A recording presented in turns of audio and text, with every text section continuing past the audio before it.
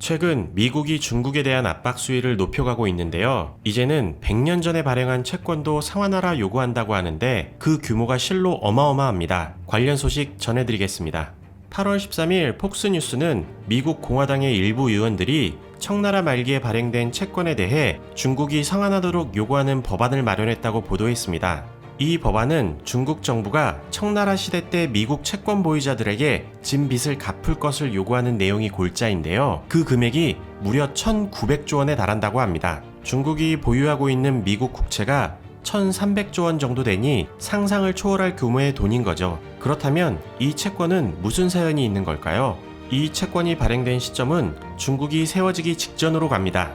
1911년 청나라는 후베이와 광둥을 잇는 철도를 건설하기 위해 채권을 발행했지만 청나라가 붕괴되고 중화민국이 수립되는 바람에 사실상 지급 불가 상태가 되었습니다. 빌린 사람은 있는데 갚을 사람은 없어진 거죠. 그렇게 시간이 흘러 100년도 훌쩍 지나버렸는데 갑자기 청나라 시대에 발행된 이 채권이 수면 위로 드러나게 된 이유는 무엇일까요? 이것은 2018년부터 시작된 미중 무역전쟁의 연장선으로 볼 수 있는데요. 서로 누가 힘이 센가 힘겨루기를 몇 년째 지속하고 있는 와중에 코로나까지 터지면서 트럼프는 코로나 확산 책임 명분으로 1조 달러 규모의 관세를 언급했었고 중국은 들은 척도 안 하고 무시하고 있어 답답해하고 있었는데요. 최근 미국 채권 보유자 재단 대표인 존 어비앙코가 트럼프 대통령을 직접 만나 채권 문제를 거론하면서 언론에 알려지기 시작한 거죠. 만약 중국이 미국의 채권 상환을 거부하게 되면 중화사상을 주장하고 있는 중국의 주장인 중국은 청나라를 계승한 나라로 대만까지 하나의 중국이다라는 주장과 모순되게 되는데요.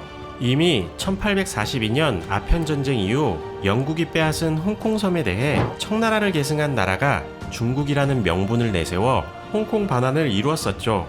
그런데 이 상황에서 중국이 채권을 갚기 싫어 청나라 계승을 부정한다면 홍콩의 소유권이 대만으로 가게 되는 사태가 발생하게 될 뿐만 아니라 티베트, 위구르, 내몽고 등의 독립을 막을 명분이 없어지게 되고 대만 소유권 또한 인정받지 못하게 되는 거죠.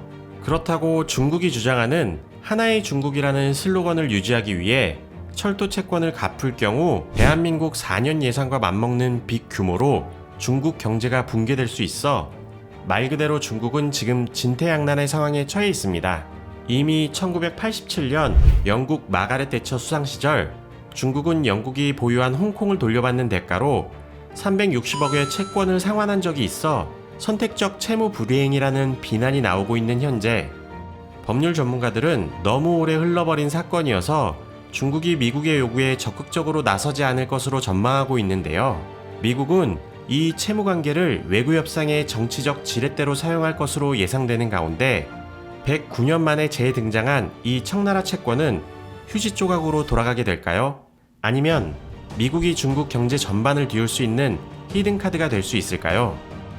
지금까지 상암동 튜브였습니다.